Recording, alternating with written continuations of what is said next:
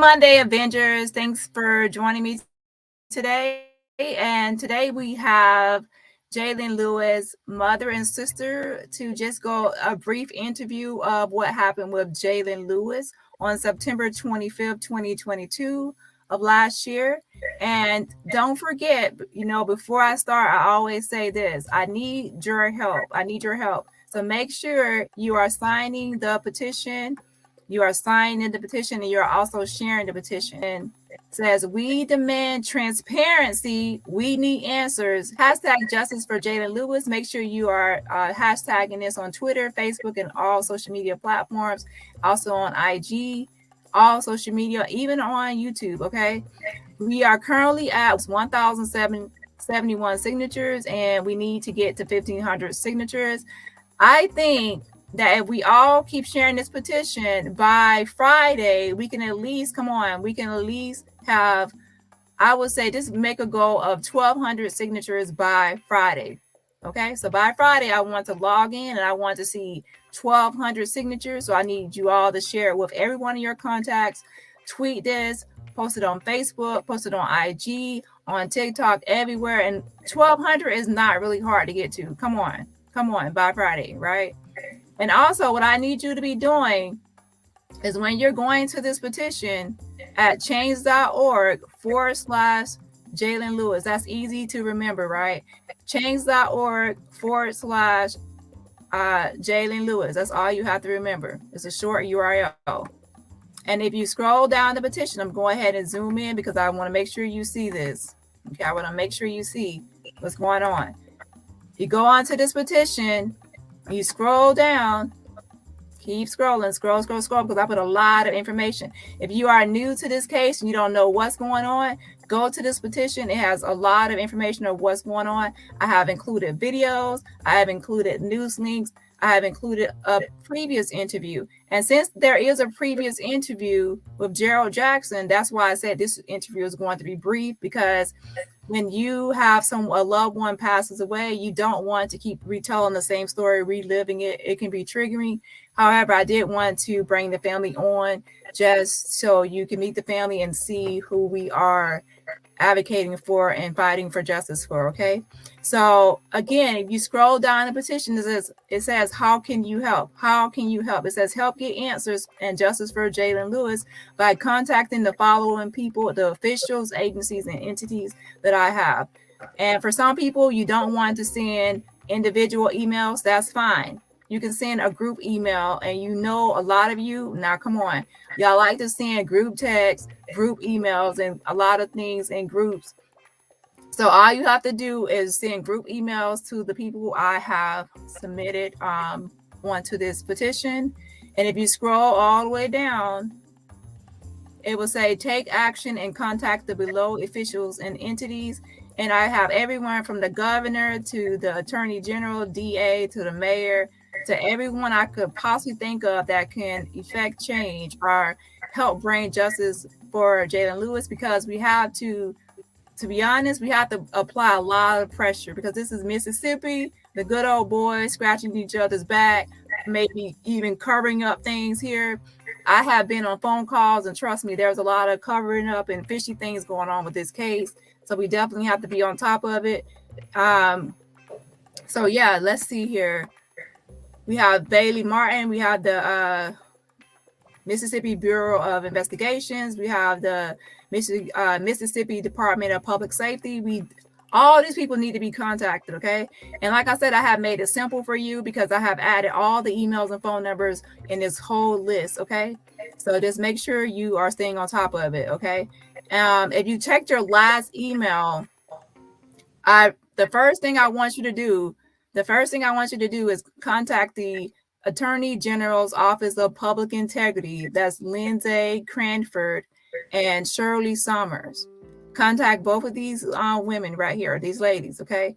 And demand justice for Jaylen Lewis, because the Office of Public Integrity, they investigate and prosecute public corruption, because this is like going over the Capitol Police head, okay? This is going over their head, and they will investigate police corruption, any kind of public corruption. And like I said, the reason I included them is because look at the bold print. It says They investigate and review officer involved shootings. Okay. So go ahead and, like I said, and sign a petition. And if you scroll down, I have a bunch of videos included. So with me today, I have Arkila Lewis, and make sure I'm pronouncing it right. And then I have Alexis, right? Mm-hmm. Okay, Alexis Lewis, his sister. Okay.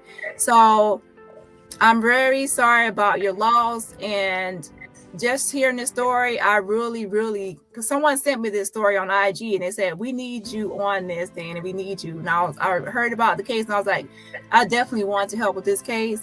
Definitely do. They really need justice. And like, how can you not tell a mother what happened with her son, right? It's just like, how can you not tell a mother what happened for her son, not give her any information or anything else? And it's been 4 months. That's heartbreaking and very fishy. I definitely had to see how I can help with this case. Okay. And we definitely are going to get justice for Jaylen, and we're going to make phone calls. We're going to send emails. We're going to do whatever we can to help this family get answers. And that's the main thing, getting answers, demanding answers, because we can't a lot of times just ask for something because people just overlook. We have to demand. The key word, like even on their posters they put, we demand answers. We're not saying that you, maybe give it to us. We're demanding that you give Jaylen his human rights as a person. He is a person. Treat him like one. Show respect, acknowledge his life, acknowledge his existence, treat him with equal rights, equal justice. Give the police report, give the autopsy, give the body cam footage, give this family everything you would another family. And if the tables were turned, we always say this, but it's true. If the tables were turned and Jaylen was the one who shot someone, it would be totally different. We cannot overlook that. And that's where race comes into play, and racism and everything else. But Arkila and Alexis, we are definitely going to be fighting for justice for you. And we will not stop emailing, calling, and applying pressure and putting our foot on people's necks until y'all get answers and y'all get justice for Jaylen. So thanks for joining my channel today, and I'm happy to have you here. Alexis, can you tell us what happened with Jaylen? Jaylen he owned a home that was only a couple minutes away from the scene, and she was his friend or whatever. So she was like, she pulled up at the house, and he was just like, ride with me. Because you two were not there, so the main person that would have I guess more information would be his friend that was there in the passenger seat with him. From my understanding, because she spoke on it like a broad, I guess, like generalized depiction of what happened on a TikTok I recorded. But before we recorded the TikTok, she had went like a little more in depth with me because I think she was like kind of nervous. Basically, Alexis was not there that night. However, Jaylen had a female friend with him in the passenger seat of the car, and that's who you see now in this TikTok video on the left-hand side. Alexis states that the friend was nervous in this TikTok video. Okay, so she's nervous in this video. But let me play that first before I get into the rest of what Alexis had to say. Because Jaylen's female friend is the only witness, so I need to play this TikTok video of her speaking, okay? Okay, my name is Alexis Lewis, and I'm here to share my brother's story. Jaylen Lewis was shot and killed by State Capitol Police on September 25th of 2022, which was a Sunday night. And today here I have his friend that was in the car with him. So this is a lot for us, but she wants to share her part of the story, which is a very vital part because she's the only witness we have. Next page. Okay, so we were just riding in the car, being just regular as anybody else would just be riding in the car, not expecting nothing like something like that to happen. And so as we sitting at the light, I noticed, and I'm pretty sure he noticed, it was a white man outside the car with a gun facing us, like they were just sitting there waiting for us, and then they just shot in the car. And by the time that the car had crashed, and they was just telling me to hurry up. I couldn't even check on him or nothing like that, because they were telling me to get out the car like we were just some type of threat to the community. And then I just feel like the ambulance could have came quicker, because Prosperity and West Street. That's right down the street from UMC and the Baptist, and it just took them so long. And then I'm steady asking the police, like, where is the ambulance? And it just... And she is confirming that the car only kind of swerved because my brother was unconscious at the time. But the vehicle was released to my mom 2 weeks later, and there's no damage to it other than his blood in the vehicle and the shots. So the rumors about my brother running into the police or running away from the police are false.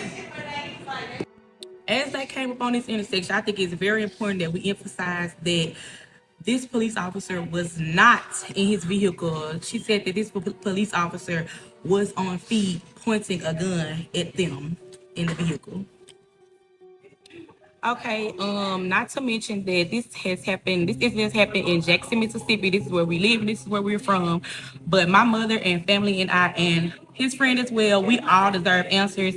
This police force they're supposed to be under the Mississippi Bureau of Investigation. That's who all their investigations are ran through if it's like a police shooting, and they have failed to give my mom any type of police report, any type of closure on the situation. All we do know is that Jaylen is dead and he is no longer here with us. Is there anything else you would like to say? We just want justice, we want answers. Because yes, we deserved it. If it was one of theirs, they would want justice to answer for one of them, and I mean it. Jaylen had he owned a home that was only a couple minutes away from the scene, and she was his friend or whatever. So she was like, she pulled up at the house, and he was just like, ride with me.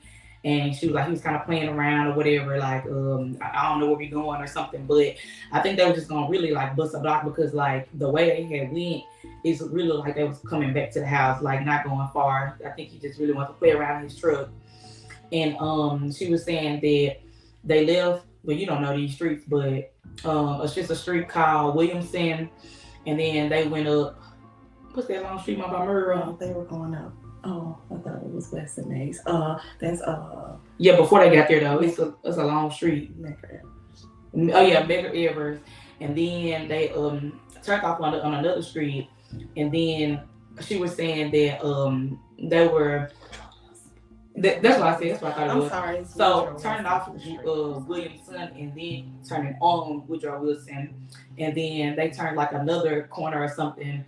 And she said that he had noticed that someone was following him, and so she said, I think he got a little paranoid. So she was like, he called his friend, and that's like usually around the area. And this is the same friend that made it to the scene immediately. And he was just like, somebody's following me. I don't feel right. And mind you, these police were in cars where she said they were unmarked and they had no lights on. So and they were not in a well-lit area. Yes, it was pretty dark where they were. They got the phone and she said they passed one red light. Then they were coming up on another, which was the intersection that everything happened at, which is the corner of West and Main Street. And she said before the man shot into the car, Jaylen said, "Oh, it's because." I mean, she was saying the man that was in the intersection was on feet. Like it was a car behind him, then it was a man on feet, police on feet in the intersection that shot into the car. So I think Jaylen might have said that because it's like, why is somebody on feet and about to shoot into my vehicle? And then on top of that, I think she had said that it was like maybe a car in front of him. So and one behind them, so it wasn't any type of breathing room to like, oh, let me get myself out of trouble, or not even trouble, but like out of danger, more like, so. And they did not identify themselves, did not, of course, give him the chance to identify himself. They couldn't see in his truck, so they didn't know if they had, I guess, shot her either. What else? And they fired 5 shots to the vehicle, and she said once they were shot, that's when she noticed the police lights flipped on. Yeah, they flashed afterwards. And she also made a point, like we know that there not only is there gunshots through the window shield, it must have been a car beside him shooting in the vehicle because he has gunshots in the driver's window as well. So it couldn't have just been the police on feet shooting because there's no way possible he would have shot in 2 angles. There's 2 on the driver's side, and there's 3 through the windshield. But they just kept shooting my baby. And only one of the gunshots actually hit Jaylen's body, and that was the headshot. The rest of the bullets, I don't know where they went, but that's what they told to the hospital. You know, we never know.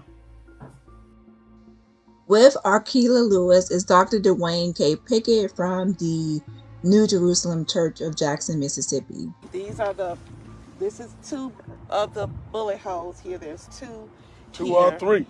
or 2 or 3 here. 1, 2, yeah. And then there's 2 in the front of the vehicle. So let me let you see these bullet holes, Skeet and Katrina. So here are the bullet holes in the car.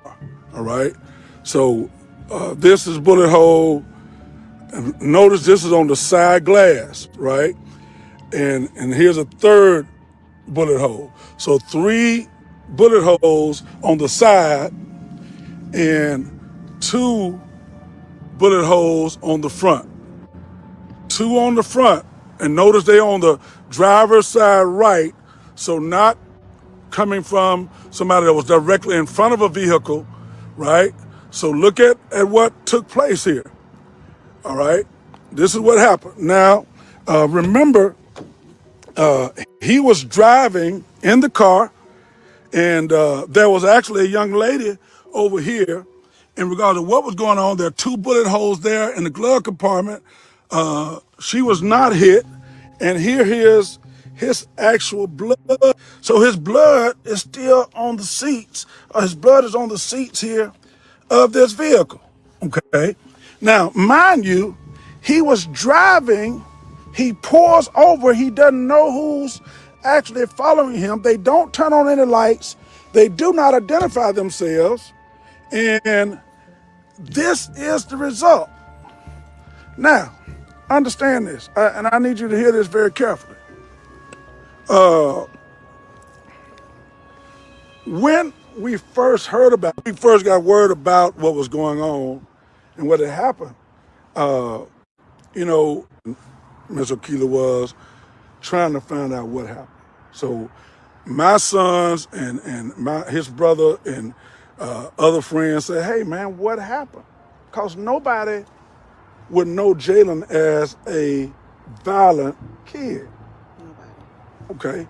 Just like any other kid, wasn't perfect, none of that, but none of that has anything to do with him being gunned down. Okay? So my initial call to the police was as a friend to the police. I said, hey, when I called them, I say, hey, I need y'all to be careful how you release this. And this, I'm being honest with you. I said, because we had heard rumors about what happened, but nobody's gonna believe that Jaylen was violent. So based on how you release this, it could be a problem and where people try to retaliate. And when they explained to me, when the officer explained to me what happened, that's when my mind began to turn to say, what's the problem? My mind went to turn then to say, this young man has suffered an injustice, right? Right. And so I then began to have conversations with other Capitol police officers and other police officers. And that's when I found out that they've done this to a number of people already. And that was in September. So I was just in my room studying, and then I got a phone call from a friend girl who I probably been friends with since I was like in elementary school. We're not really close, but somebody that's of course familiar with Jaylen as well, being there. We all went to the same elementary school. And she was just saying she was coming upon this intersection, and she seen his distinct vehicle because Jaylen was in a Trackhawk with red, I think it's red leather interior. And she was just saying, you know, I'm not sure, girl, but this has to be, you know, his truck. And at the time, she didn't know at first. She was saying, I just know it's been, you know, shot into. So, you know, she actually at the time, she did know it was the police because she was like, the police were there or whatever. So, shortly after, she told me that she would stay until I made it.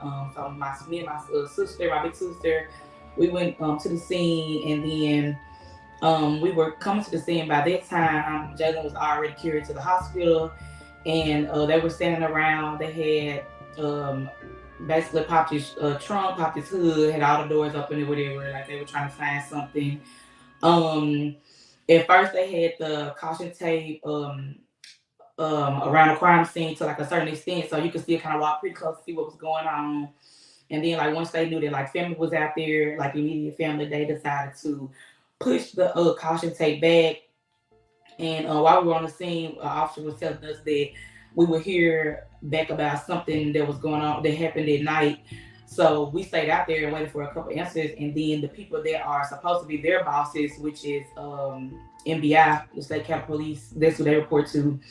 I talked to the officer. He was like, "Yeah, y'all might as well go to the hospital because like you're not going to hear anything back tonight." So we're like, okay, we've been on the scene for no reason. And then before all that happened, I was trying to take pictures and record. And that's when one of them was telling me that you have to record from another angle. He was telling me I was in harm's way because I was in the middle of the intersection, but I was literally standing very close to him, right on the same side as him. So I don't understand why I would be in harm's way and he wouldn't. And that's when I recorded from that angle. They all looked up and told him something, and that's when I refused to stop recording, and that's when they had decided to handcuff me. And then shortly after that, we had decided to go to the hospital. Another strange thing was that, so it was a female in the car with my brother. When we first got there, I ran up to her because she was on the other side of the caution tape, but I'm just like, like, what's your name? And she was just like, she told me, her name. And then the police got really upset with her, and they was just like, you don't know what you just did. You weren't supposed to be stating your name to anyone out here. Something else I would never understand. After leaving after that, they didn't want her to say anything else to me, and then they placed her in police custody, like in the police car or whatever. And then after leaving the scene, we went to the hospital, and Jaylen was in a room where only immediate family could go to. So it was just like basically me and my sister could go back there and nobody else. And when we walked back there, it was an NBI officer. And if I'm not mistaken, it was the same man that called another officer to handcuff me. And he was just back there kind of just like observing Jaylen. And I don't understand what his reason was for, honestly. But I kind of feel like he was just trying to make sure my brother wasn't going to make it. I always say that. So this is kind of my take on the night of the incident. And also, the young lady in the vehicle said that my son was paranoid while they were following, because he didn't know, because they were in unmarked cars. They had no lights on, and so he got scared and he called a friend. By the time the friend came to the scene, my son was already gone. The people, I guess the paramedics, the officers told him to go ahead and go on to the hospital. There's 2 hospitals, like 3 minutes from that intersection, literally. And they told him to go into the hospital. Well, he said he got to the hospital, he waited on Jaylen for about 40 minutes. They said that they had placed my son on a stretcher and left him there a little over 30 minutes. So he was just sitting on the stretcher bleeding out.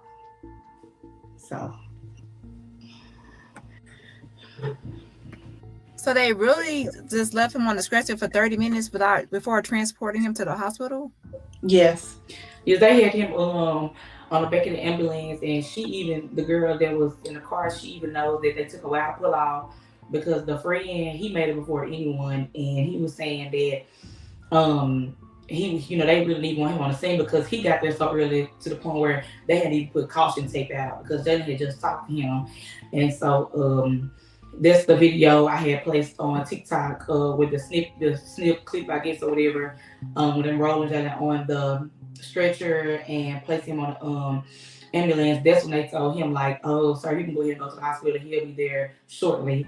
And like Mama said, this hospital is no more than 3 minutes from the scene, and he got to the hospital before the ambulance and Jaylen made it, and he waited on them for a minute. So she said that, and he said that as well, that they were waiting. Was he still on the phone with someone when he was shot? No, he was off the phone. So basically, he was just driving around that night, and then by the time he pulled up to a red light, then they shot him. Yes. So, and they refuse to give you the autopsy report, the police report, the body cam, or any other information on what happened on September 25th, 2022. Correct. Yeah, correct. And no one has called you to give you any updates at all or to tell you anything about when you will be able to get this information. Correct. No one. They haven't even questioned the girl that was in the car with him, because she made that clear to me. They haven't called her back in for any type of follow-up or nothing.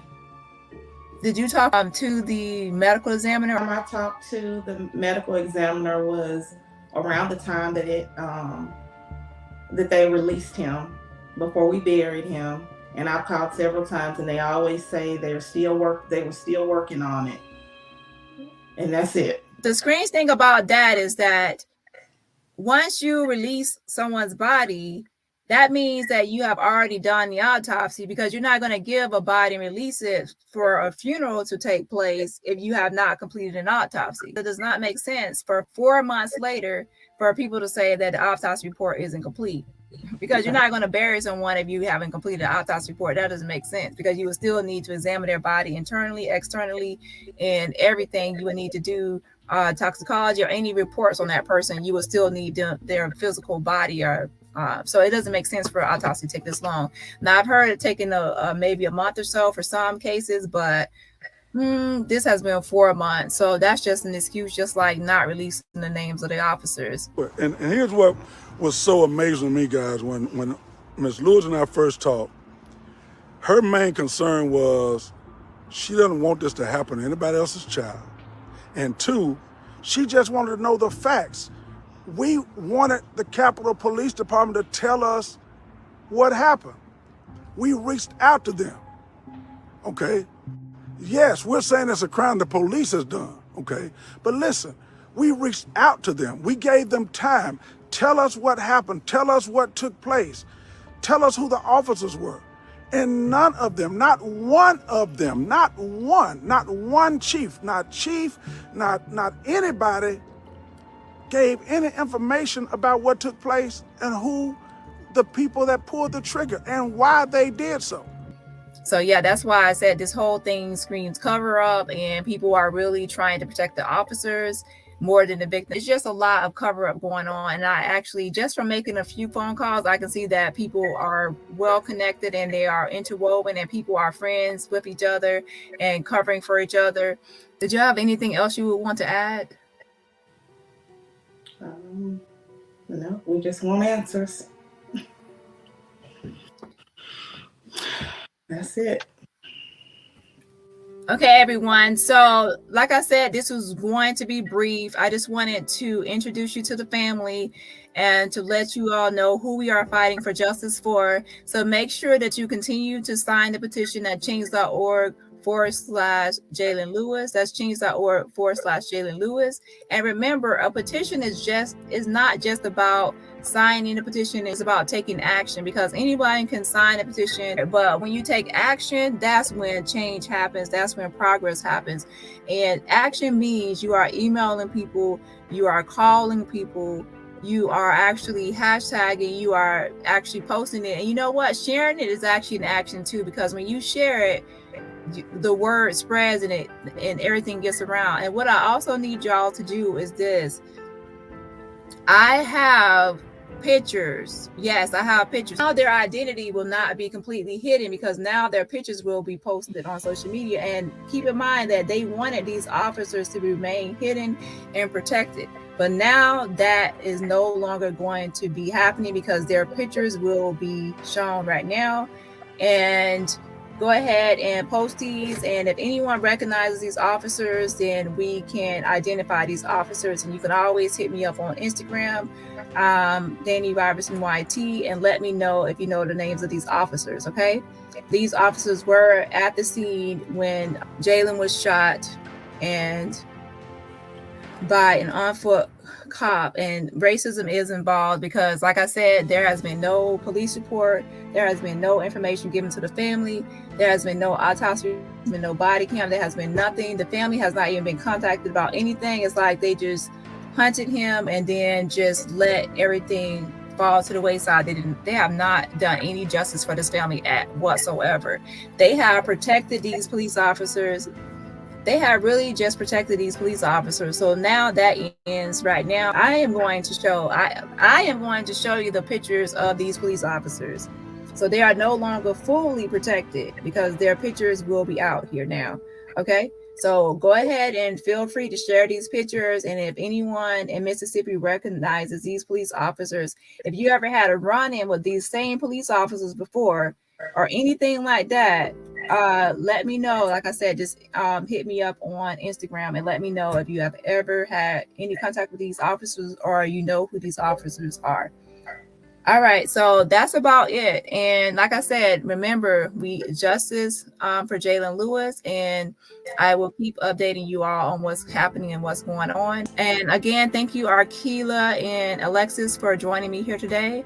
And like I said before, me and my followers, I call the Avengers, we are here to help you in this pursuit of justice for your son, Jaylen.